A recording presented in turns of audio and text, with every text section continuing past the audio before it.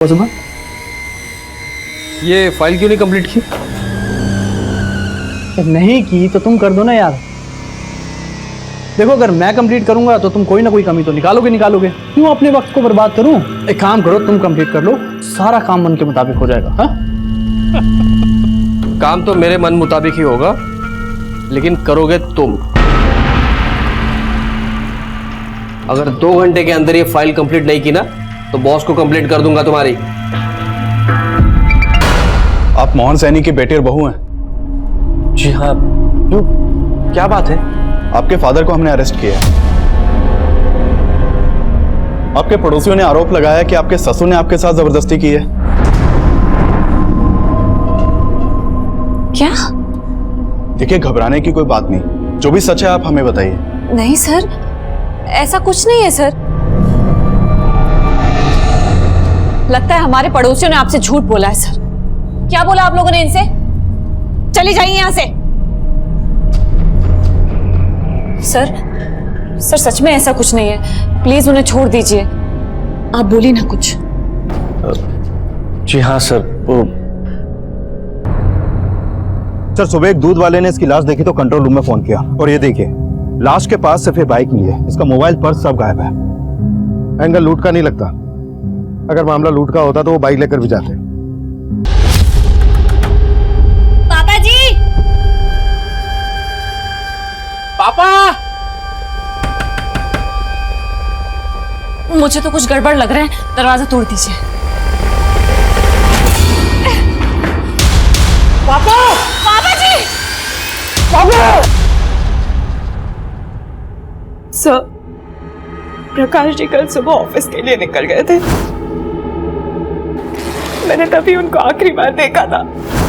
फिर ऑफिस जाने के बाद जब मैंने उनको फोन किया तो उनका मूड कुछ ठीक नहीं लग रहा था। प्रकाश जी, आज आप अपना टिफिन ले जाना भूल गए। देखो माधुरी, मैं तुमसे बात करने के मूड में नहीं हूँ, बाद में फोन करता हूँ। और फिर कल रात को जब वो ऑफिस से घर नहीं आए तो मैंने उनके ऑफिस वालों को भी फोन किया। वो कह रहे थे कि ऑफिस पहुंचने के बाद वो कहीं निकल गए। कहाँ के लिए निकल गए थे? सर, वो तो बोल रहे थे कि वो ब्लड डोनेट करने गए थे, पर मुझे उन पे भरोसा नहीं हो रहा है। वो कुछ ना कुछ तो छुपा रहे हैं। किसी नंबर से मैसेज आया था, किसी बच्चे को ओ नेगेटिव ब्लड की जरूरत थी शायद। उसके बाद प्रकाश चला गया। एक बच्चे को ओ नेगेटिव ब्लड की जरूरत है और मेरा ओ नेगेटिव ब्लड ग्रुप है, तो बॉस को बोल देना मैं ब्लड डोनेट करने गया हूँ, थोड़ा इमरजेंसी है। वैसे प्रकाश ब्लड डोनेट करने कहाँ गया था? सर, ये तो हमें मालूम नहीं।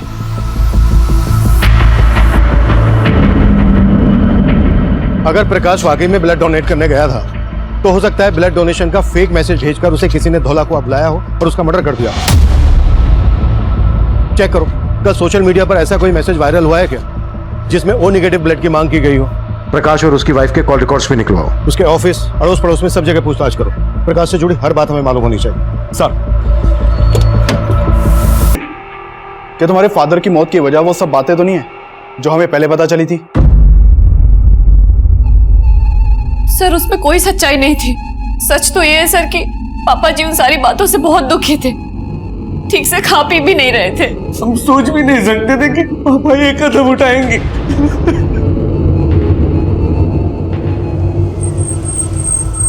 साहब, वैसे तो प्रकाश जी बहुत अच्छे आदमी थे, लेकिन ऑफिस में उनका सिर्फ एक ही इंसान के साथ पंगा था। किसकी बात कर रहे हो तुम? सर, पूर्णिमा मैडम। प्रकाश, ये कुछ एंट्रीज मुझे ठीक नहीं लग रही। दूर रहो, बिना टच किए बात नहीं कर सकती क्या? क्या है ये? हाँ, मैंने तुमसे कितनी बार कहा है कि मैं एक शादीशुदा इंसान हूँ और तुम जो सोच रही हो ना वैसा कुछ नहीं हो सकता। सर, उन्हें कुछ कहना ही था तो मुझे अकेले में कह दिया होता, ऐसे सबके सामने नीचा दिखाया। मतलब जिस तरह से उसने तुम्हें एम्बेरस किया, मैं गुस्सा आया और इसी बात का तुमने उसे बदला लिया। सर, ऐसा कुछ नहीं है। और सर, प्रकाश ऑफिस से गए तो उस दिन मैं ऑफिस में ही थी। नहीं सर, प्रकाश जी ने कभी किसी पूर्णिमा नाम की लड़की के बारे में कुछ नहीं बताया। खैर, हम पूर्णिमा और प्रकाश के बाकी ऑफिस वालों के बारे में पता कर रहे हैं, लेकिन माधुरी जी, ये भी तो हो सकता है कि प्रकाश की उसी की रिश्तेदारी में या फिर आस पड़ोस में किसी से कोई अनबन हो। सर, एक बात है, 2 दिन पहले इनके यहाँ एक लड़की रहा करती थी। कौन लड़की? ये तो बोल रहे थे ये इसके कोई दूर के रिश्तेदार है, पर उसका रंग ढंग देख के हमें कुछ ठीक नहीं लगा, क्योंकि वो हर रोज प्रकाश के बाइक से ही जाती थी अरे माधुरी, हाँ जी। अरे वो लड़की कौन है जो तुम्हारे घर पे रह रही है? अब रिंकी, अरे वो तो प्रकाश जी की दूर की बहन है। सर माधुरी तो बहुत भोली है, पर सच बताऊं मुझे उस लड़की को देख के कभी लगा ही नहीं कि वो प्रकाश की बहन हो। सर रिंकी प्रकाश जी की दूर की बहन है। करीब 15-20 दिन पहले वो यहाँ दिल्ली आई थी। आओ रिंकी, आओ अंदर आओ। अरे ये रिंकी है, मेरे फूफा जी की बेटी। दिल्ली में कुछ दिन हमारे साथ में ही रहेगी, जॉब इंटरव्यू के लिए आई है। लेकिन आपके पड़ोस वाले तो रिंकी और प्रकाश को लेकर कुछ अलग ही बात कर रहे हैं। आई मीन, उनका मानना है कि रिंकी और प्रकाश के बीच कुछ सर आई एम श्योर किसी को गलतफहमी हुई है। रिंकी बहन है प्रकाश जी की। रिंकी का नंबर है आपके पास? जी। रिंकी रहती कहाँ थी? सर इस बारे में तो कोई आइडिया नहीं है। सर फोन बंद है। अच्छा, जब रिंकी आपके यहाँ से गई तो कहाँ गई थी, ये तो पता होगा आपको? जी सर। रिंकी कुछ दिन और रुक जाती, हमें बहुत अच्छा लगता। भाभी, रुकने का मन तो मेरा भी था, पर अब क्या करूं, लखनऊ में जॉब इंटरव्यू है ना, वो भी इम्पोर्टेंट है इसलिए। पर इसके बाद मैं आपसे जरूर मिलने आऊंगी। आपने हमें बताया कि रिंकी आपके पति प्रकाश के मर्डर से एक दिन पहले ही आपके घर से गई थी और अब उसका मोबाइल फोन स्विच ऑफ आ रहा है। आपको ये कुछ अजीब नहीं लग रहा? आप कहना क्या चाहते हैं? रिंकी का कोई फोटो है आपके पास? जी एक सर। दिन पहले रिंकी का प्रकाश के घर से जाना और अब रिंकी का मोबाइल फोन स्विच ऑफ आना, ये कुछ ठीक नहीं लग रहा है। पानी देना।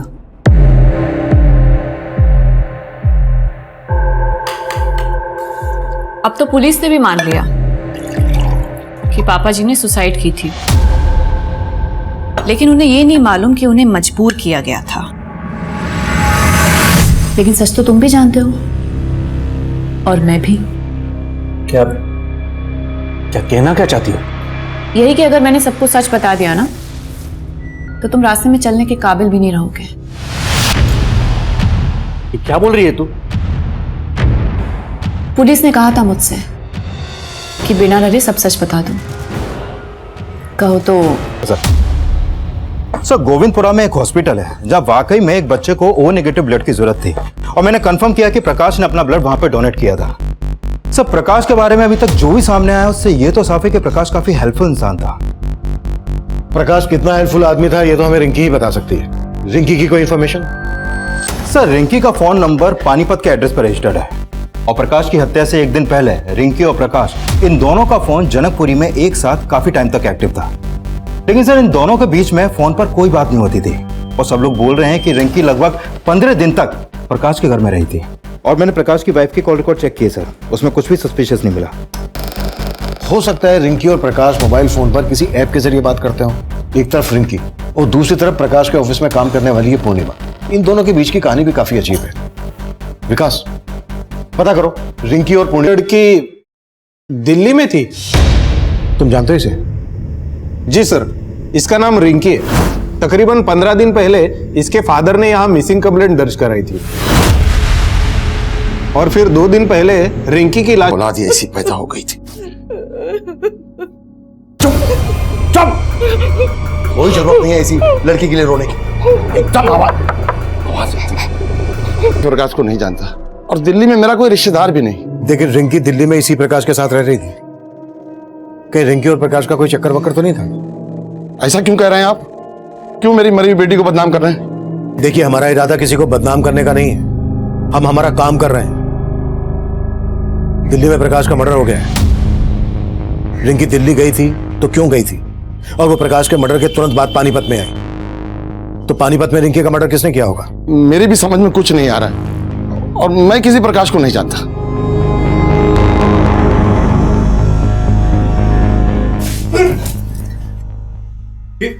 ये क्या बेहूदगी है? देख नहीं रहे हो दिन निकल आया है? हाँ, और तुम घोड़े बेच के सोए हुए हो। कपड़े और बर्तन कौन साफ करेगा? ये सब काम मैं करूंगा? पागल है क्या तू? नहीं तो कौन करेगा? और उसके बाद तो खाना भी बनाना है तुम्हें मेरे लिए। तेरी मर्दानगी अब नहीं चलेगी, समझा? और तुमने ज्यादा कोशिश की ना तो चीख चीख के यहाँ सबको इकट्ठा कर दूंगी और फिर बोलूंगी सबसे कि कैसे तू मजबूर करता था मुझे। हद से ज्यादा आगे बढ़ रही है तू। हदें तूने पार की है, अब जाके मुझे तुझे काबू में करने का मौका मिला है। इसे जैसा कह रही हूँ वैसा कर। जेल में चक्की पीसने से तो बेहतर है ना कि घर का चौका बर्तन कर, समझा? अब चल छू। उसकी मौत से पहले उसको काफी पीटा गया था।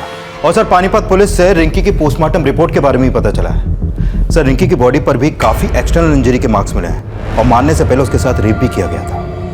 प्रकाश का मर्डर रिंकी के मर्डर से 2 दिन पहले हुआ और इन दोनों का मर्डर जिस तरह से हुआ है ऐसा लग रहा है जैसे इन दोनों का कोई कॉमन दुश्मन रहा होगा। सर रिंकी को लेकर प्रकाश ने अपनी वाइफ से झूठ बोला था।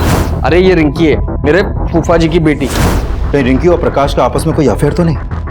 ये एक्स्ट्रा मैरिटल अफेयर से ज्यादा ऑनर किलिंग का मामला लग रहा है। शायद रिंकी के फादर को रिंकी और प्रकाश के अफेयर के बारे में पता चल गया होगा और उसको ये पता चल गया होगा कि रिंकी पानीपत से भागकर दिल्ली में प्रकाश के साथ रहने लगी है। इसलिए रिंकी के फादर ने प्रकाश को यहां मार डाला और रिंकी को पानीपत ले जाकर मार डाला होगा ताकि दोनों केस आपस में कनेक्टेड ना लगे। लेकिन सर रिंकी का रेप हुआ है, क्या आपको वाकई में लगता है कि रिंकी के रेप और मर्डर में इसके बाप का हाथ होगा?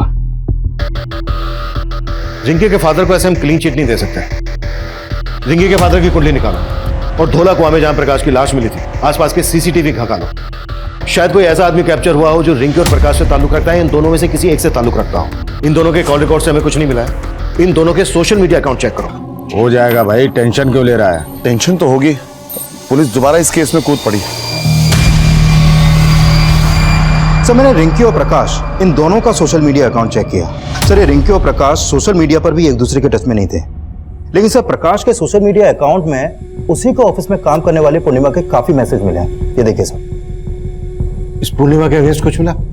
नहीं सर, फिलहाल पूर्णिमा के खिलाफ तो कुछ नहीं मिला है, लेकिन सर रिंकी के सोशल मीडिया अकाउंट में एक रोहन नाम के लड़के का अकाउंट भी मिला है। ये देखिए सर ये रोहन और रिंकी के बीच में जिस तरह की चैटिंग होती थी उसे लगता है कि इन दोनों का आपस में अफेयर था। काफी इंटीमेट बातें होती थी सर। ये देखिए। कि रोहन रहता कहाँ है? रोहन कहाँ जा रहा है? मम्मी 4 बज रहे, कहाँ जाऊंगा मैं? ट्यूशन जा रहा हूँ। अच्छा ठीक है, पर घर जल्दी आ जाना। आजकल रोज ही घर देर से आता है तू। मम्मी एग्जाम चल रहे हैं, चल एक्स्ट्रा क्लासेस लेते हैं। ठीक है मैं आ जाऊंगा जल्दी। क्लासेस बाद में जाना, पहले हमें कुछ सवालों के जवाब देना। क्या हुआ सर? क्या किया मेरे बेटे ने? हमें आपके बेटे से कुछ बातें करनी है, अकेले में। हाँ सर, रिंकी मेरी दोस्त है, लेकिन सर हमारा ब्रेकअप हो गया था। ब्रेकअप क्यों हुआ था? सर ये हमारा पर्सनल मैटर है, आप ये क्यों पूछ रहे हैं सर? वो इसलिए क्योंकि रिंकी का मर्डर हो गया है। क्या सर? सर रिंकी का मर्डर? हाँ मर्डर, और मर्डर सिर्फ रिंकी का ही नहीं हुआ है बल्कि प्रकाश नाम के इस आदमी का भी मर्डर हुआ है और दिल्ली में रिंकी इसी आदमी के साथ रह रही थी। अब तो ये बोल, तेरा रिंकी और प्रकाश के मर्डर से क्या लेना देना है? सर मेरा सर किसी से कोई लेना देना नहीं है। और सर ये प्रकाश मैं सर किसी को नहीं जानता। पिछले 6 महीने से रिंकी से तू सोशल मीडिया अकाउंट पर टच में था। तुम दोनों की चैट हिस्ट्री है हमारे पास, दिखाओ। रिंकी पानीपत से दिल्ली तेरे कहने पर आई और तुम दोनों के कॉल रिकॉर्ड के हिसाब से तेरा और रिंकी का मोबाइल फोन दिल्ली में कई जगह पर एक साथ एक्टिव था। क्या छिपा रहा है हमसे? सर मैं कुछ नहीं छिपा रहा, लेकिन सर हाँ मैं रिंकी से प्यार करता था और सर जब वो दिल्ली आई थी तो मुझसे मिल भी रही थी। रिंकी यार मैंने सोचा भी नहीं था कि तुम मुझसे मिलने ऐसे दिल्ली आ जाओगी। रोहन मैं दिल्ली में सेटल होना चाहती हूँ, इसलिए मैं जॉब ढूंढ रही हूँ। क्या तुम मेरी थोड़ी मदद करोगे? ऑफ कोर्स यार, मैं तुम्हारे लिए जॉब ढूंढ देता हूँ। Thank you. अब ना मैं ट्रैवलिंग करके बहुत थक गई हूँ, तो तुम्हारे घर चले? मेरे घर? रिंकी मैं तुमको अपने घर नहीं ले आ सकता। और सर इसी बात से नाराज होकर उसने बोलचाल बंद कर दी। डीएनए करवा उसका, और जब तक डीएनए रिपोर्ट नहीं आ जाती है हमसे। तुम तो पति हो मेरे, फिर बीवी की सेवा करने से क्या परहेज? सेवा जी तो करता है, तेरा गला दबा दो। फिर तो तुम्हारे बचने की रही सही कसर भी नहीं बचेगी। पुलिस से बचना चाहते हो ना, तो मुझे बचा के रखो और जरा प्यार और नजाकत से पेश आओ। कांच हूं मैं, चटक गई ना तो खूनम खून तुम हो जाओगे। ये लड़का रिंकी का दोस्त है, हो सकता है रिंकी के साथ ये लड़का भी यहाँ पर कभी आया हो। नहीं सर, ये लड़का कभी नहीं आया यहाँ। सर, रिंकी का फोन अभी अभी पालम में एक्टिव हुआ था और फोन अभी भी चालू है। व्हाट?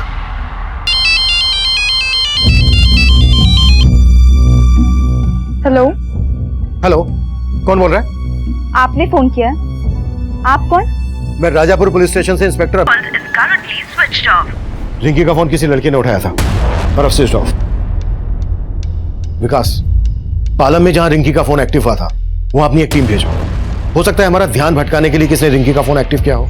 और अपने खबरियों को रिंकी का फोटोग्राफ दो, पता लगवाओ कि पालम में रिंकी का कहां आना चाहना था। रिंकी के फादर से भी मिलो। सर, पहले रोहन से बात करके ऐसा लगा नहीं था कि वो हमारी पूछताछ की वजह से सुसाइड कर लेगा। हमें यह भी समझना होगा कि अचानक से रिंकी के फोन एक्टिव होने का क्या चक्कर है और उसके बाद रोहन ने सुसाइड किया। पानीपत पुलिस ने हमें बताया था कि उन्हें जिस लड़की की लाश मिली थी उसका चेहरा काफी बिगड़ा हुआ था।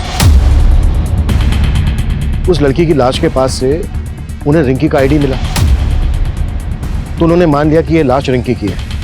अगर हम ये मानकर चलें कि वो लाश रिंकी की नहीं थी तो क्या पॉसिबिलिटीज हो सकती हैं?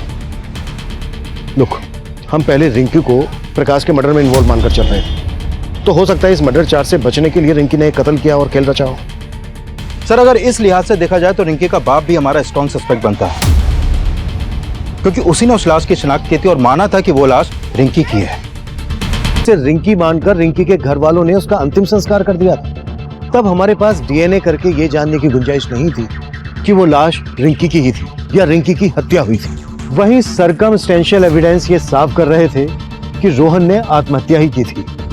लेकिन रोहन के दिमाग में क्या चल रहा था, उसके आत्महत्या करने की असल वजह क्या थी, ये तब हमारी कुछ समझ में नहीं आ रहा था। पर हमारे लिए ये जानना बेहद जरूरी था कि रिंकी के नंबर पर जिस औरत से मेरी बात हुई थी वो वाकई में रिंकी थी या कोई और। हमने अपना खबरी नेटवर्क फैला दिया। रिंकी से जुड़े सवालों का जल्द से जल्द हल ढूंढने की हम कोशिश में जुट गए। इससे पहले कि आप लोगों को खबर देता, उसने मुझे झूठा आरोप लगा के लोगों से पिटवा दिया। ये बहुत बड़ा गेम लगता है विकास। रिंकी वाकई में जिंदा है, लेकिन सवाल ये है कि वो लाश किस लड़की की थी जिसकी रिंकी के फादर गणपत ने रिंकी के नाम से शनाख्त। नहीं जानते, हमने कुछ नहीं किया, हम नहीं जानते प्रकाश और रिंकी कौन है। जहां प्रकाश की लाश मिली थी उसी एरिया में तुम तीनों को रोहन के साथ देखा गया था। अब अगर एक भी झूठ बोला ना तो यहां से तुम तीनों अपनी टांगों पर चल के नहीं जा पाओगे। सब रोहन ही हमें वहां लेकर गया था, पर हमने प्रकाश को मारा नहीं था। अब तो बस उसमें थोड़ा सा पीटने गए थे। पर रोहन ने हमें बोला था कि अगर हम उस आदमी की पिटाई करेंगे तो वो हमें दारू की पार्टी देगा। उसको किसी से 10,000 रुपए मिले थे उसकी पिटाई करने के। रोहन को 10,000 रुपए किसने दिए थे? किसने दिए थे? ये तो हमें नहीं मालूम साहब। रोहन बोल रिंकी कहा? क्या कह रहे हैं साहब? यही साहब तो थे जो रिंकी की लाश दिखाए थे साहब। अब आप पूछ रहे रिंकी कहाँ? टंकी बंद कर। जिस लाश की शिनाख्त तूने की थी वो रिंकी की नहीं थी। रिंकी जिंदा है अभी। और अब ये बोल, अभी कहाँ है वो? बोल। हम सच कह रहे हैं साहब, हमको नहीं मालूम। बनी हुई थी और जल्द ही हमारे सामने एक नई जानकारी आई। सर, रिंकी जब गायब हुई थी तो रिंकी के पिता गणपत ने पानीपत के एक एनजीओ में काम करने वाले इस दिनेश नाम के आदमी से कांटेक्ट किया था। सर, इस दिनेश के पॉलिटिकल कनेक्शन काफी अच्छे हैं। इसने पानीपत के एमएलए से मिलकर पुलिस पर रिंकी को ढूंढने का दबाव डाला था और फिर रिंकी की लाश मिलने के बाद इसने गणपत को मुआवजा दिलाने के लिए एमएलए को अप्रोच भी किया और फिर एमएलए ने रिंकी का मुआवजा देने के लिए प्रपोजल फाइल भी कर दिया था, लेकिन वो अभी भी अंडर प्रोसेस है। इसका मतलब गलत लाश को पहचानने का मसला मुआवजे के लालच से भी जुड़ा हो सकता है सर। और यह भी पता चला है कि दिनेश के एनजीओ में ऐसी कई लड़कियां हैं जो सुन और बोल नहीं सकती और अंदर की खबर यह है कि ये उन लड़कियों को एमएलए समेत कई मिनिस्टर्स और बिजनेसमैन को भी सप्लाई करता है। साहब आप गलत कर रहे हैं। ये आप नहीं जानते मैं क्या कर सकता हूँ। तू नहीं जानता है मैं क्या क्या कर सकता हूँ। तेरे बारे में सब कुछ पता कर लिया हमने। तेरे एनजीओ की ये लड़की विनीता गायब है। नहीं सुन सकती थी ना ही बोल सकती थी। अब तू ये बोल, ऐसे ही बताएगा या फिर 3rd डिग्री की परमिशन लूं? विकास साहब मैं बताता साहब, मैंने कुछ नहीं किया साहब। सारा प्लान इसका था साहब, सारा प्लान इसका था। और रिंकी गायब नहीं हुई थी साहब, वो घर छोड़ के भाग गई थी और भागने से पहले उसने घर में एक लेटर भी छोड़ा था। मैं तो इसके पास गया था रिंकी को ढूंढने के लिए, मदद के लिए सर। ये मुआवजे का लालच देकर मेरी बुद्धि घुमा दी इसने सब। वो लड़की की जो लाश मिली है साहब, उसके बारे में भी यही सब जानता है। सब प्लान इसी का रख दी। तब तक गणपत ने उसकी शिनाख्त कर ली साहब। मैंने सोचा कि इसकी बेटी के लिए सरकार से कुछ मुआवजा दिला देंगे और आधा आधा बांट लेंगे, लेकिन साहब प्रकाश के मर्डर से हमारा कोई लेना देना नहीं है साहब। अब ये बोलो रिंकी कहाँ है? मुझे नहीं मालूम साहब। ये रोहन रोहिणी में इस महेंद्र नाम के आदमी से ट्यूशन पढ़ता था और मैंने चेक किया कि रिंकी का फोन पहले कई दफे रोहिणी में एक्टिव रहता था। सर हो सकता है ये महेंद्र हमें रिंकी की कोई लीड थे। इसे थाने बुला लिया सर मैंने। सर रोहन ने अपने दोस्तों के साथ क्या किया ये तो मैं नहीं जानता, पर हाँ सर रोहन रिंकी से सच में बहुत प्यार करता था, इसलिए जब रिंकी दिल्ली आई थी तो वो उसे लेके मेरे घर भी आया था। सर ये मेरी दोस्त रिंकी। सर मैं अकेला रहता हूँ, इसलिए रोहन चाहता था कि मैं रिंकी को कुछ दिनों के लिए अपने घर पे रख लूँ, और मैंने रिंकी को अपने घर पे रखने के लिए 2 दिन के लिए परमिशन भी दे दी थी। पर सर मैं रिंकी को ज्यादा दिन के लिए अपने घर पे नहीं रख सकता था, इसलिए मैंने उसे जाने के लिए कह दिया। फिर उसके बाद उसके साथ क्या हुआ सर मुझे सच में कुछ नहीं मालूम। रिंकी यहाँ दिल्ली में इस प्रकाश के साथ रह रही थी, आप जानते हैं इसे? नहीं सर मैं नहीं जानता। ठीक है आप जा सकते हैं। जी सर शुक्रिया। विकास इसकी भी कुंडली निकालो। सर जनकपुरी के एक एजेंट ने रिंकी का फोटो आइडेंटिफाई किया है। उसने बताया कि उसने रिंकी को जनकपुरी में एक फ्लैट किराए पर बस से तंग आ गई थी, इसलिए घर से भाग के दिल्ली चली आई। और फिर मुझे मालूम पड़ा कि मेरे पापा ने दूसरी लड़की को मेरी लाश मानकर उसका अंतिम संस्कार कर दिया था। सर मैं बहुत डर गई थी, इसलिए छिपी हुई थी। छिपी इसलिए थी क्योंकि तुम प्रकाश के मर्डर में इन्वॉल्व हो। अब सच सच बोलना, तुम्हारे और प्रकाश के बीच क्या रिश्ता था? सर जैसा आप सोच रहे वैसा बिल्कुल नहीं है सर, बल्कि प्रकाश जी ने तो मुझे अपने घर में रहने की जगह दी थी। उनकी वाइफ और उनके साथ मैं घुल मिल गई थी, लेकिन मुझे क्या पता था कि सिचुएशन इतनी वियर है। मेरे हाथ में आटा लगा हुआ है। अरे माधुरी तौलिया दो। हाँ, प्रकाश जी के दिल में मेरे लिए कोई गलत इंटेंशन नहीं था। और फिर एक दिन प्रकाश जी की वाइफ ने मुझसे पूछा, रिंकी तू भी हमारी एक हेल्प करेगी? कैसी हेल्प? रिंकी हमारी शादी को 3 साल हो गए हैं, लेकिन मैं भाभी रो क्यों रही हो? रिंकी मैं आज तक प्रकाश जी को बच्चा नहीं दे सकी। हमारे पास इतने पैसे भी नहीं है कि सरोगेसी के जरिए हम एक बच्चा पैदा करवा सके। रिंकी क्या तू मेरे लिए प्रकाश जी के बच्चे की माँ बनेगी? What? मैंने तो साफ मना कर दिया और फिर अगले दिन ही मैं घर छोड़ के चली गई। और फिर उसी दिन जनकपुरी में मैं प्रकाश जी से मिली। प्रकाश जी से मिलके मैंने उनको सब साफ साफ बता दिया। और फिर आगे क्या हुआ मुझे नहीं पता। माधुरी ने हमसे बताया कि प्रकाश ने उससे कहा कि तुम प्रकाश की दूर की बहन हो। भला कोई भाभी अपनी ननद से ऐसी शर्त क्यों रखेगी? दूर की बहन? हाँ सर मैं प्रकाश जी की दूर की बहन नहीं हूँ, मुझे तो माधुरी लेकर आई थी। नहीं सर, मेरा तो उनसे भी कोई रिश्ता नहीं है, बल्कि मुझे तो रोहन के ट्यूशन टीचर ने माधुरी से मिलवाया था। मैं बताता हूँ साहब, सब माधुरी को मैंने या वो गलत किया, लेकिन सर वो उसी लायक है। सर मैं आपको बहुत पहले सब सच सच बताना चाहती थी, लेकिन समझ में नहीं आ रहा था कि अपने पति और बहन की करतूतों का बखान किस मुंह से करती। मेरे पति की वजह से मेरे ससुर जी ने सुसाइड किया सर। तुम दोनों जीजा साली के अफेयर का चिट्ठा खुल चुका है, अब चुप रहने से कोई फायदा नहीं है। चलो फटाफट हो जाओ शुरू। तो मैंने शादी भले वीना से की थी, लेकिन मैं माधुरी को अपनी दूसरी बीवी बनाकर रखना चाहता था। माधुरी, तेरी और वीना की माँ तो मर गई है, लेकिन हमारे बीच मेरा बाप भी रोड़ा बना हुआ है। ये क्या बकवास कर रहा है तू? अपनी शादीशुदा साली को तू अपनी दूसरी बीवी बनाना चाहता है? मेरा बाप रोड़ा बना हुआ था तो मैंने मैंने उसको उसी की नजरों में गिरा दिया। मेरे ही कहने पर उस आदमी ने मेरे बाप को सबके सामने बेइज्जत कर दिया। तो इस तरह से तूने अपने बाप को सुसाइड करने पर मजबूर किया। किसने मदद की तुम लोगों की इसमें? महेंद्र मेरा दोस्त था सर। ऐसी बातों बातों में उसने मुझे कहा कि एक कोई लड़की है जो अपना घर छोड़कर भाग कर आई है और उसको पीजी की जरूरत है। तो हमने रिंकी के जरिए प्रकाश को ब्लैकमेल करने का प्लान बनाया। मैं चाहती थी रिंकी मेरी बातों में आकर एक बार प्रकाश के साथ सो जाए और मैं उनकी तस्वीरें खींच लूं ताकि प्रकाश से तलाक की वजह भी मिल जाए और ज़्यादा से ज़्यादा एलिमनी भी वसूल हो सके। पर रिंकी तुम्हारी बातों में नहीं आई और उसने सब कुछ प्रकाश को बता दिया।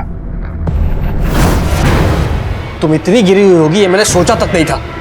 अब तलाक मैं तुम्हें दूंगा और एक फूटी कौड़ी नहीं मिलेगी तुझे। हमने उसी वक्त सोच लिया था कि अगर प्रकाश को हम जिंदा छोड़ेंगे तो वो हमारे प्लानिंग पर पानी फेर देगा। तो रोहन को वो 10,000 रुपए तूने ही दिए थे? जी साहब, लेकिन मैंने रोहन को प्रकाश का मर्डर करने के लिए नहीं बोला था साहब। मैंने तो सिर्फ पीटने के लिए बोला था साहब। उन्होंने जहां प्रकाश को पीटा था। मैं तो मानता हूं कि तुमने और तुम्हारे दोस्त ने मिलकर प्रकाश को सिर्फ पीटा था, लेकिन पुलिस इस बात पर यकीन नहीं करने वाली।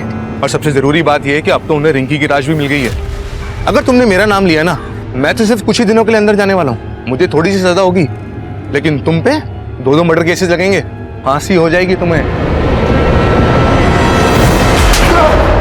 तेरी इसी ओछी हरकत की वजह से रोहन ने अपनी जान दे दी। तुमने सिर्फ प्रकाश को नहीं मारा है, बल्कि रोहन और तुम्हारे बाप मोहन की मौत के जिम्मेदार भी तुम लोग ही हो। मन तो कर।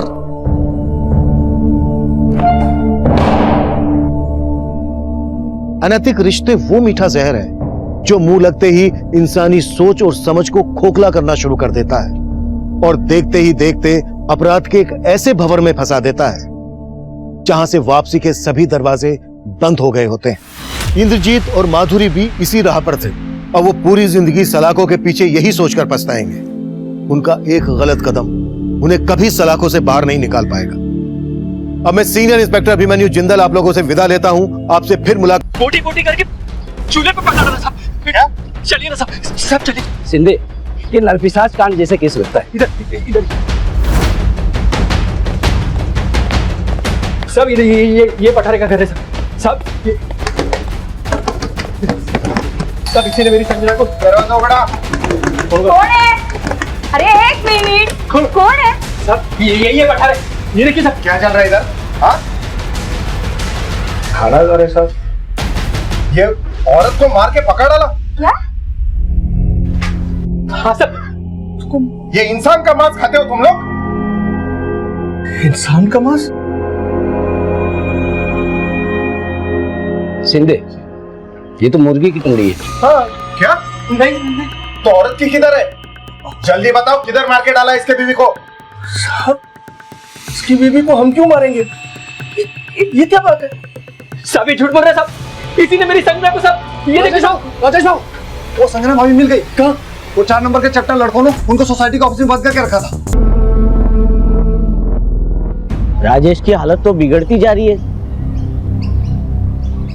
जब से संजना उसको छोड़ के भागी है, वो मुर्गी को ही संजना समझने लगा है। ढोलकिया सेठ, सच में ये संजना भाभी मुर्गी में तब्दील हो गई हैं। क्या नाटक है रे? हाँ, तुम लोग के ना सोसाइटी में भी बेवकूफ है और ये सिक्योरिटी में भी बेवकूफ है। समझ जाओ तुम लोग, नहीं तो सोसाइटी मुर्गियों का पोल्ट्री फार्म बन जाएगा। चल रहे मोहिते।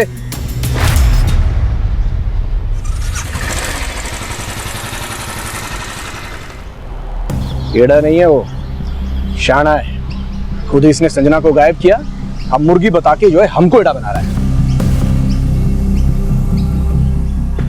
क्या बोल रहा है सुंदर? वो सच में प्यार करता था संजना से, वो क्यों ऐसा करेगा? आई सही कह रही, संजना को किसी ने गायब तो किया है, लेकिन राजेश ने नहीं। राजेश के भोलेपन का फायदा उठाकर किसी और ने ही संजना को गायब किया है। क्या मतलब क्या है तुम्हारा? बोलो। जो सच है ना वही कह रही हूँ।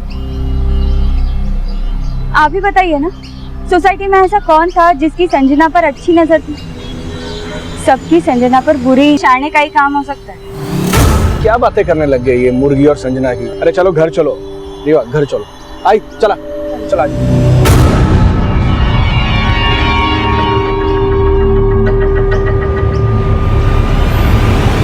नमस्कार, मैं senior inspector Avinash Rajput crime petrol Dastak में आप सभी का स्वागत करता हूं।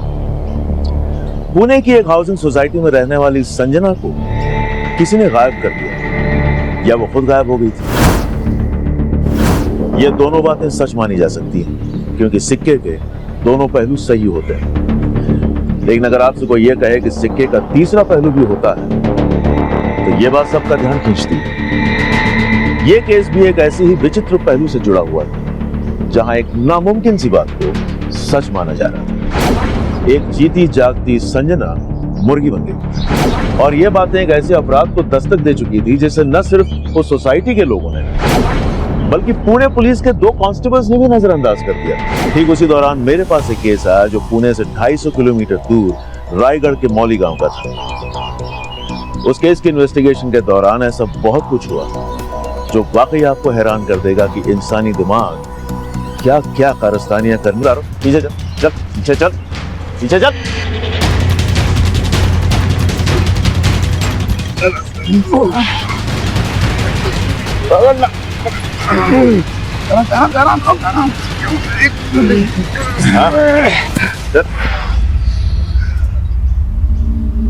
गया इतना तो शाना होगा, आसपास कोई सबूत नहीं छोड़ेगा।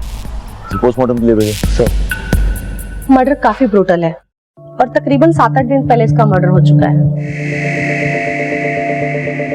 ये निशान देखकर लग रहा है कि किसी ने इसको पीछे से पकड़ा और किसी तेज हथियार से इसका गला रेत दिया। हो सकता है कातिल की इस लड़की से कोई रंजिश हो, इसलिए चेहरा इतनी बुरी तरह से बिगाड़ दिया। रेप के कोई साइंस? नो, रेप के कोई साइंस नहीं है, बट या this girl was sexually active. मे भी शादीशुदा हो। उम्र का अंदाजा? ये कोई 28 या 30 साल। पोस्टमार्टम के वक्त ऐसी कोई चीज मिली है जिससे आइडेंटिफिकेशन में कोई आसानी हो? नहीं, ऐसा तो कुछ नहीं मिला। हाँ, बीइंग अ वुमेन मैं एक चीज कह सकती हूँ कि अपना बहुत ध्यान रखती थी। आई मीन मैनिक्योर पेडिक्योर करवाना। यू कैन सी इसने बहुत ही एक्सपेंसिव नेल पेंट यूज किया हुआ है जो गांव की लड़की आमतौर से ठीक है, मतलब शहर की लड़की है। या यू कैन से।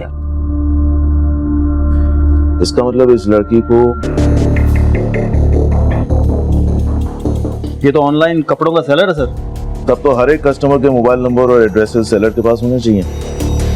ये punekhadi.com से सेल्स के रिकॉर्ड्स निकालो पिछले 1 साल के। पिछले 1 साल में जिस किसी ने भी इस पैटर्न और साइज की कुर्ती खरीदी है उनके मोबाइल नंबर्स और एड्रेसेस मुझे चाहिए, ठीक है? और पोस्टमार्टम के मुताबिक 8 या 9 दिन पहले लड़की का मर्डर हुआ है, यानी 28 या 29 जुलाई को।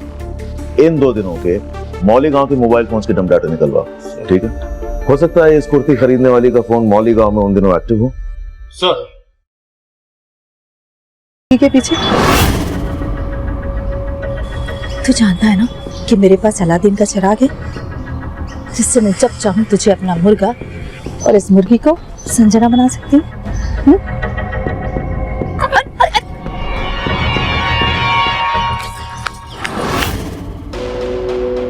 हमने माउली गांव के डम डाटा से एक नंबर जीरो डाउन किया है सर, जो punekhadi.com के एक ऑनलाइन कस्टमर का है और 28 जुलाई की रात ये नंबर माउली गांव में एक्टिव था। सर कह नहीं सकते कि ये वही लड़की है और इस संजना जोशी की कहीं कोई मिसिंग कंप्लेंट भी नहीं मिली है सर। तब तो एक पॉसिबिलिटी ये भी है कि संजना इस लड़की के मर्डर में इन्वॉल्व है, तभी मर्डर की रात से उसका फोन बंद है। कोई भी बात हमारे थाने में नहीं आई है और ना ही इस लड़की के मिसिंग होने की रिपोर्ट हमें पता चली है। हमें इस लड़की के एड्रेस पे जाना है। क्या हुआ? कुछ बोलना चाह रहे हैं आप लोग? जी सर। बोलिए। सर दरअसल वो कुछ दिन पहले इस लड़की के एड्रेस से एक फालतू की कंप्लेंट आई थी। इसका पति एकदम सटकेला है सर, कुछ भी बोलता है। बोटी बोटी करके चूल्हे पे पका डाला साहब। सिंधे, ये तो मुर्गी की टुंगड़ी है। हाँ क्या? मुर्गी? हाँ? ठीक सुना मैंने, एक आदमी अपनी पत्नी को मुर्गी समझता है। हाँ साहब, पूरा का पूरा मेंटल केस है। वो मेंटल होगा, लेकिन आप अकल घास करने गई थी उस दिन? हाँ? आप लोगों को यह जानने समझने की बिल्कुल जरूरत महसूस नहीं हुई कि असली संजना किधर है? मुर्गी की कहानी लेके वापस आ गए। Sorry sir, sorry.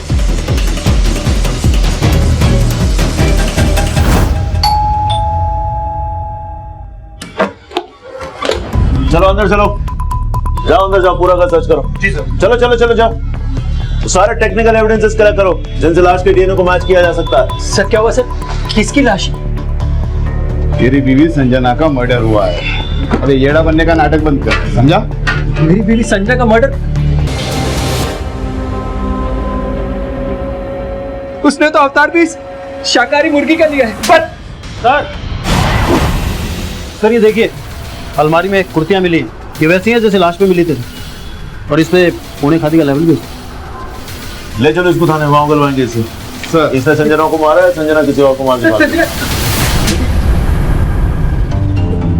संजना क्या लगती है तेरी? बीवी। अभी मेरी किस्मत टूटा है कि मेरी संजना औरत से मुर्गी बन गई। और आप जितना टाइम लगाएगा सच बोलने में उतना बचेगा। स्टोरी टेलिंग खत्म हो गया बच्चे, अभी सच बोल। सब मेरा सच आपको स्टोरी वही मार के निशाने जो ढोलकिया सेठ ने सब उस ढोलकिया ने उस तांत्रिक की मदद से मेरी संजना को औरत से मुर्गी बनवा दिया साहब। तांत्रिक कौन? वो आप ढोलकिया सेठ से पूछो साहब, मैंने तो उसको उस दिन पहली और आखिरी बार ही देखा था। सर बहुत लंबी लंबी छोड़ रहा है, भरोसे करने लायक नहीं है ये आदमी। भोला बनने का नाटक कर रहा होगा, लेकिन इसके चोटों के निशान सही है। थोड़ा कैसे मिलता है, देखो वो क्या कहता है। वैसे ढोलकिया, आओ अंदर आओ, अंदर आओ, जाओ उठा के लाओ ढोलकिया को, उठा के लाओ ढोलकिया। सर वो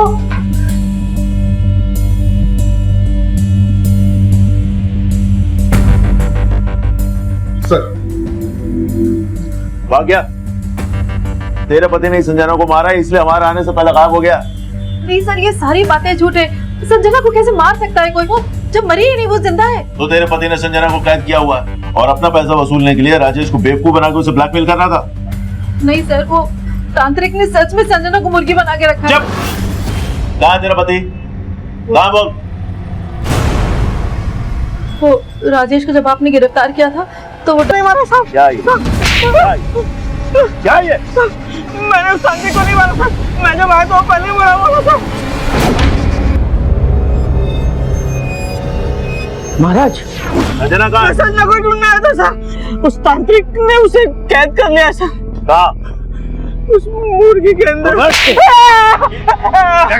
बन, मुर्गा बन, तू मुर्गा बन। मुर्गी मुर्गी मुर्गी खुद मुर्गा बन नहीं सकता है, दुनिया को मुर्गा बना रहा है? बोल क्या किया तूने संजना के साथ?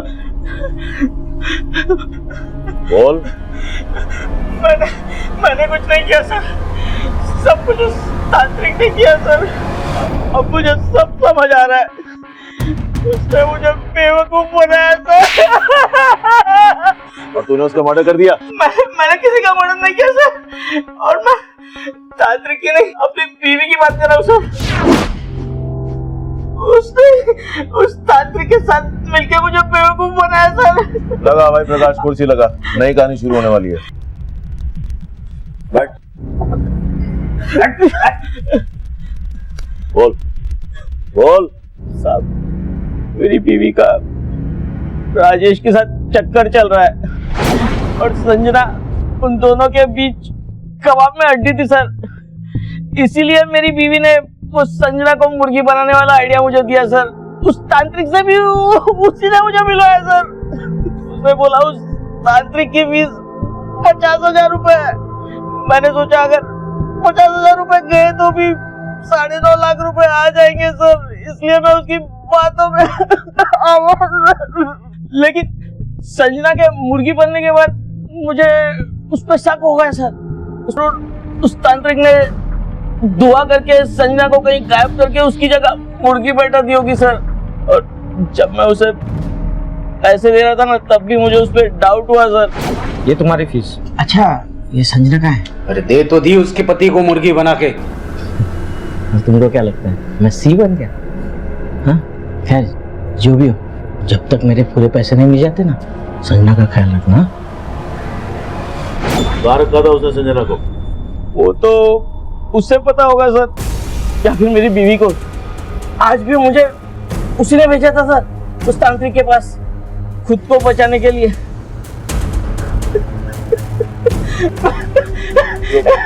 मैंने नहीं किया सर। सर मेरे पति बेकार में मुझ पर इल्जाम लगा रहे हैं, मेरे कैरेक्टर पर उंगली उठा रहे हैं। मेरा किसी से कोई अफेयर नहीं है। और वो तांत्रिक, क्या रिश्ता उसके साथ? मेरा कोई रिश्ता नहीं है, बस कुछ दिन पहले मैंने उसे मार्केट में देखा था। तांत्रिक दिखाएगा जादू, देखेगा। अब दिखाऊंगा एक अनोखा करतब। टमाटर में आएगी जान। कर सकता है ऐसा कोई? मैंने उस तांत्रिक के बारे में अपने पति को बताया और फिर उस तांत्रिक के साथ हमने डील कर ली 50,000 में। तेरा पति ये बोल रहा है कि तूने तांत्रिक के साथ मिलकर संजना को मरवा दिया और जब राजेश अरेस्ट हुआ तो तूने जादूगर को मरवा के अपने पति को फंसा दिया। नहीं साहब, मैंने कुछ भी नहीं किया, मैंने कुछ नहीं किया। वो झूठ बोल रहा था, झूठ बोल रहा है वो। राजेश के साथ कोई अफेयर नहीं तेरा? नहीं जानती हीरो को? हाँ? क्या? ढोलकिया की बीवी के लिए तूने अपनी बीवी को गायब किया? हाँ? नहीं सर, मेरा ढोलकिया की बीवी के साथ कोई चक्कर नहीं है। उसने तो मेरा रेप किया था। राजेश क्या बोल रहा है? हाँ सर, एक तरफ ढोलकिया मेरी बात लगा रहा था और दूसरी तरफ उसकी बीवी। तो पहला गाय को नहीं बोला ये? कैसे बोलता साहब? एक औरत ने मेरी इज्जत लूट ली थी। राजेश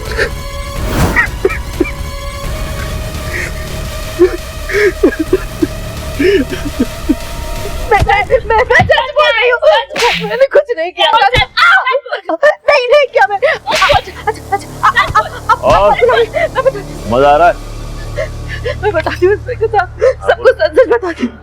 मैं राजेश को पसंद करती थी और मैंने उसके साथ, लेकिन वो तांत्रिक का इस्तेमाल मैंने सिर्फ इसलिए किया कि मेरे पति का कर्जा वसूल हो जाए। और लगे हाथ राजेश पर भी हाथ साफ कर लिया। हाँ? तूने तांत्रिक के साथ मिलकर संजना को मरवा दिया और उसके बाद तांत्रिक को मार दिया ताकि तेरा राज न खुले। नहीं साहब, उस तांत्रिक से मेरा कोई लेना देना नहीं है। वो तांत्रिक ने संजना को मुर्गी बनाया तो गायब भी उसी ने किया है। अच्छा, तांत्रिक का नाम, पता, मोबाइल नंबर तेरे पास होगा? सब तो सामने नहीं जानती। मैंने आपसे कहा ना, वो मुझे बाजार में मिला था। कुछ नहीं है तेरे पास? मैंने आता पता नहीं है, मोबाइल नंबर नहीं है, सच बोल रही है? हाँ, ये ऐसे नहीं बोलेगी। इसको तोड़ो, मैं आता हूँ। नहीं साहब, मैं सच बोल रही हूँ।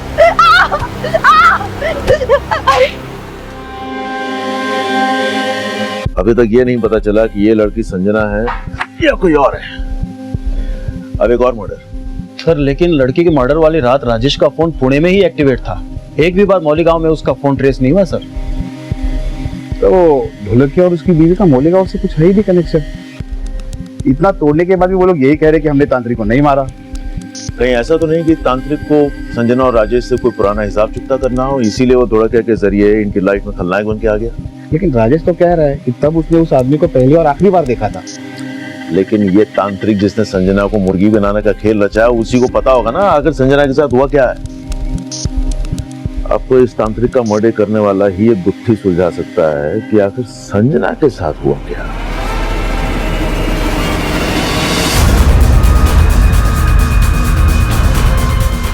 हाँ साहब, फोटो मिला एक आदमी का। अभी सुन, उस आदमी के बारे में हमें सिर्फ इतना मालूम है कि वो हाथ की सफाई में माहिर था। तू अभी अपना टैलेंट दिखा, पता कर कौन था, कहाँ का था, और जल्दी अपडेट दे।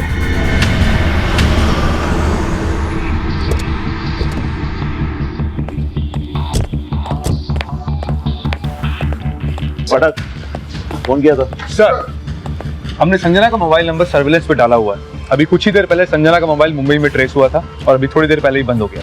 तब तो इसके दो ही मतलब है, या तो संजना जिंदा है या कोई और उसका फोन इस्तेमाल कर रहा है। वो जो बाल हमने संजना के घर से डीएनए टेस्ट के लिए भेजा, उसमें क्या हुआ? डीएनए रिपोर्ट आने में टाइम है सर अभी। सर, पर यह भी तो हो सकता है कि जिस लड़की की लाश उस कुएं में मिली थी वो संजना हो ही ना। मेरे कहने का मतलब ये है कि पहले जो आप थ्योरी बना रहे थे उसमें संजना ने उस लड़की को मारा और फिर वो गायब हो गई। सर पर यह भी तो हो सकता है कि संजना ने खुद को मुर्गी में तब्दील करने का फैसला भी खुद ही लिया हो, प्लान भी खुद ही बनाया। आप ये कहना चाहते हैं कि तांत्रिक और संजना के बीच कोई कनेक्शन होगा और संजना ने तांत्रिक का इस्तेमाल करके मिस्टर मिसेस ढोलकिया को मोहरा बनाया और उसके बाद वहां से गायब हो गई, और जब राजेश अरेस्ट हुआ तो उसने तांत्रिक को मरवा दिया। तो इतना सारा संजना किस मकसद से करेगी? सर जैसा चोमू और रोतलू और राजेश है ना, कोई भी औरत उसके साथ नहीं रहना चाहिए। लेकिन राजेश तो संजना से प्यार करता है, संजना उसे क्यों धोखा देगी? या उसका कोई और अफेयर होगा? संजना का बैकग्राउंड खंगाली है। वो राजेश पहले ढोलकिया के किराएदार थे, पता क्या इससे पहले कहाँ रहते थे? सर ये लोग सतारा में रहते थे और ये राजेश वहीं पे जॉब किया करता था। प्रकाश तुम सतारा जाओ और आप लोग यहाँ ये पता कीजिए। साहब आपको कोई गलत फहमी हो रही है साहब, मेरा इसमें कोई लेना देना नहीं है। हमने पता किया, जब से संजना गायब हुई है तू 4 दफे मुंबई गया है और संजना का मोबाइल भी मुंबई में ही ऑन हुआ है। बरगा? Yes sir. हाँ? अब तू ये बोल संजना कहाँ छुपी है? साहब मुंबई तो मैं अपने काम से गया था साहब। हाँ लेकिन जरा उसके साथ अफेयर तो था। एक ही सोसाइटी में रह के कितने सारे फोन किए तूने उसको? देख ले। अब एक भी झूठ बोला ना तो सोच ले। सब मानता हूँ साहब, मैं संजना को पसंद करता था साहब और उसको पटाना भी चाहता था। क्या पता तूने संजना के साथ मुंबई में ही कहीं घर बसा लिया हो? ऐसा कुछ नहीं है साहब, आई शपथ।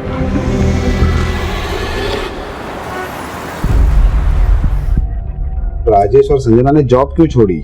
संजना की वजह से। राजेश ने खुद अपने पैरों पर कुल्हाड़ी मार ली।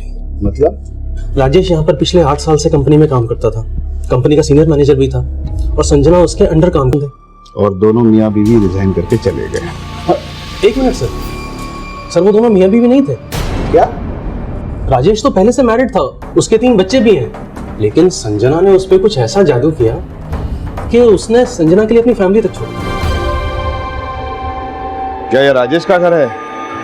जी आप कौन? मैं रायगढ़ पुलिस स्टेशन से आया हूँ। आप राजेश की पत्नी पुष्पा है? जी कहिए। क्या आपको पता है कि आपके पति राजेश का किसी संजना के साथ? हाँ जी, मैं जानती थी कि राजेश, लेकिन वो तो मुझे हर महीने घर का खर्च भेज देते हैं। आप ये सब क्यों पूछ रहे हैं? राजेश ने संजना के लिए आपको छोड़ दिया, आपको इस बात का बिल्कुल बुरा नहीं लगा? बुरा क्यों नहीं लगेगा? 12 साल का संबंध था हमारा, जो हुआ सो हुआ। उसे और कोई पसंद आ गई तो उसमें मेरी क्या गलती है? जो उनको पसंद थी वो लड़की संजना 15 दिन से गायब है। क्या? हाँ। तू पहले से शादीशुदा है और संजना तेरी दूसरी बीवी है, ये तूने पहले क्यों नहीं बताया? सर पुष्पा मेरा बीता हुआ कल है और संजना मेरा आज। मैंने और पुष्पा ने हम आपसी सहमति से अलग हुए सब, और मैं हर महीने उसको घर का खर्चा भी भेजता हूँ सब। तुझे बिल्कुल नहीं लगता कि तेरी बीवी ने संजना से बदला लेने के लिए उसे गायब कर दिया? नहीं साहब, और संजना गायब थोड़ी हुई है, वो तो मुर्गी। अब वो वापस औरत कैसे बनेगी सब? संजना का फोन फिर से मुंबई में उन लोग है।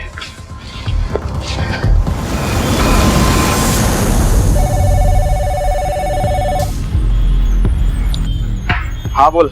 खबर मिली उस आदमी का जिसका फोटो आपने भेजा था। कौन है वो? धनिया नाम था साहब। आपने बोला था वो हाथ की सफाई करता है, वो तो संगम चौक पे भीख मांगता था साहब। ठीक है, रखो। तब ये केस एक ऐसे मकाम पर आकर फंस गया था जहां हमें कोई रास्ता नजर नहीं आ रहा था। संजना के गायब हो जाने का रहस्य ही बना हुआ था। हमें यह बात नहीं समझ में आ रही थी कि मौली गांव में मिली उस लड़की की लाश और पुणे की संजना के गायब हो जाने के बीच अगर कोई कनेक्शन था भी तो वो था क्या?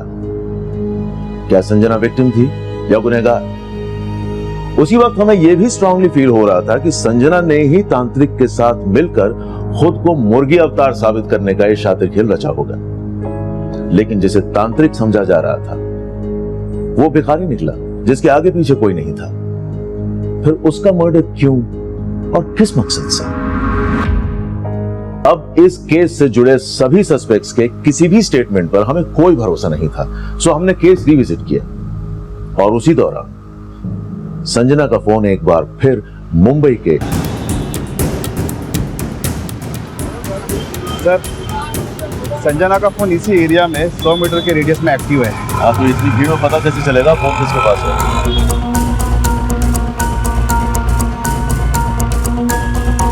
आप लोग एक काम करो, फिलहाल तो यहाँ फैल जाओ, तुम दोनों ये सामने वाली लेन पकड़ो, तुम इस वाली लेन में जाओ और आप इस वाली लेन में जाइए। साहब मैं सच बता रहा हूँ, ये फोन मेरा नहीं है, मुझे रास्ते में पड़ा हुआ मिला था साहब, और मैं किसी संजना वंजना को नहीं जानता साहब। संजना को औरत से मुर्गी बनाने का प्लान तेरा था? मुर्गी? साहब क्या बोल रहे हो आप, मुझे सब कुछ भी नहीं मालूम है। इसको अभी सब बताओ, समझाओ इसको क्या करने वाले। बेटा बताओ इसको क्या करने वाले। सिर्फ मर्डर नहीं किया साहब, फिर उसका चेहरा भी बिगाड़ दिया ताकि कोई उसे पहचान ना सके। उसके बाद में सीधा माउली गांव चला गया, क्योंकि मुझे पता था कि वहां बहुत सारे कुएं हैं।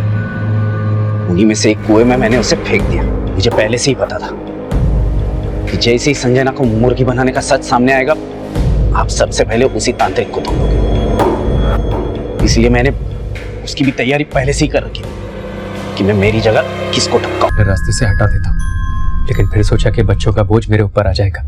फिर मैंने संजना को समझाने की बहुत कोशिश की, लेकिन वो नहीं मानी। फिर मैंने गदरे के साथ मिलकर उसको रास्ते से हटाने का प्लान बना लिया। ये ढोलक किया और उसकी बीवी दोनों बहुत बड़े अंधविश्वासी है और मुझे उसके पैसे भी लौटाने हैं। मुझे यकीन है कि संजना को मुर्गी बनाने वाली तरकीब में जरूर फंस जाएंगे।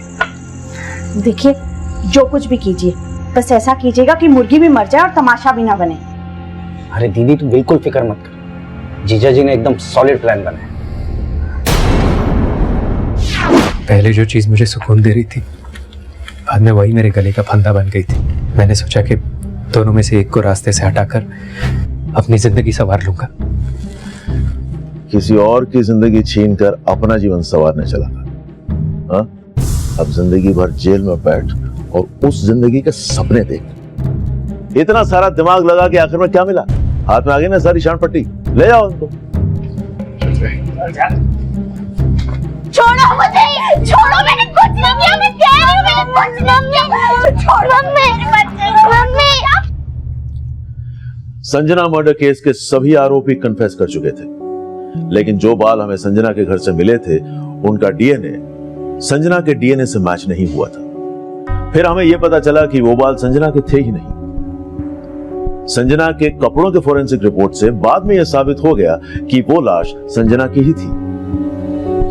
लेकिन इस केस में सबसे ज्यादा हैरान कर देने वाली बात यह थी कि एक आदमी का अपनी बीवी को मुर्गी मान लेना उसके आसपास के रहने वालों के लिए यह दस्तक थी कि गुनाह हुआ था, लेकिन किसी ने इस दस्तक को महसूस भी नहीं किया।